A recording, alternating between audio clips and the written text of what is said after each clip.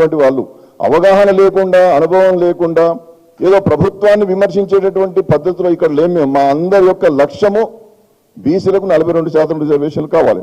కాబట్టి ఎట్లా తీసుకొస్తారో చెప్పండి. ప్రజలను తప్పుదోవ పట్టించే ప్రయత్నం చేయకండి.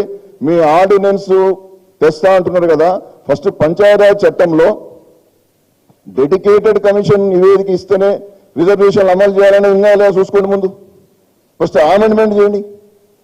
మీరు అసెంబ్లీ జరుగుతున్నప్పుడేమో అవన్నీ చేయరు, అసెంబ్లీలో ఏది టేబుల్ చేయరు, ప్రజలకు ఏది స్పష్టంగా చెప్పరు, అన్ని పద్ధతులు తప్పు పాటిస్తారు, చట్టబద్ధంగా రాజ్యాంగబద్ధంగా ఉన్నాయని తప్పులు పట్టించి ఇవాళ మీరు ఏం చేయాలనుకుంటారు? బీసీలకు మోసం చేయడం తప్ప, దగా చేయడం తప్ప, ఇది గరానా మోసం తప్ప మరొకటి కాదు.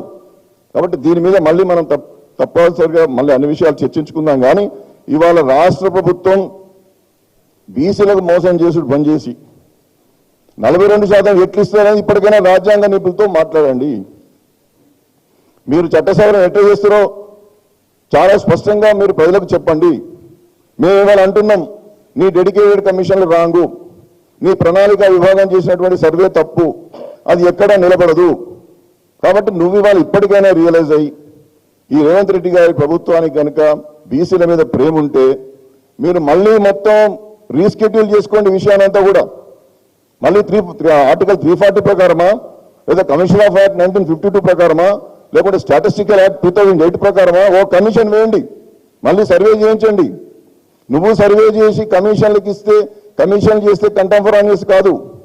కమిషన్ తన యొక్క మేధస్సును ఉపయోగించి ఎక్స్పర్ట్స్ని పెట్టుకొని తనదైనటువంటి పద్ధతిలో కమిషన్ స్వతంత్రంగా నివేదిక ఇవ్వాలి. నువ్వు ఇచ్చినటువంటి లెక్కల ప్రకారం ఇవ్వడం అనేటువంటిది ఉండదు.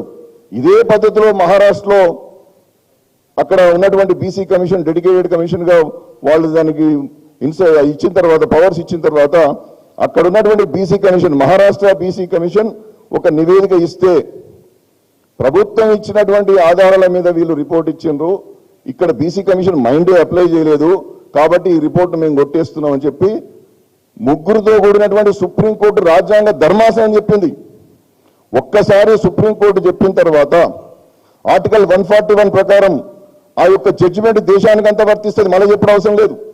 ఇదే విషయాన్ని మధ్యప్రదేశ్కు సంబంధించినటువంటి అక్కడ ఉన్నటువంటి కమిషన్ కూడా ఇచ్చినప్పుడు ఆ కమిషన్ రిపోర్ట్ను కూడా కొట్టేసి మీరు డెడికేటెడ్ కమిషన్ వేసుకొని మొత్తం ఇన్ డీటెయిల్డ్ స్టడీ చేయమని చెప్పారు. అందుకోసమే మహారాష్ట్రలో మళ్ళీ dedicated commission ex CS Jayant Kumar Bhatia అనేటువంటి వ్యక్తి ద్వారా కమిషన్ వేసి ఆయనకు 9 మంది ఎక్స్పర్ట్స్ని ఇచ్చారు.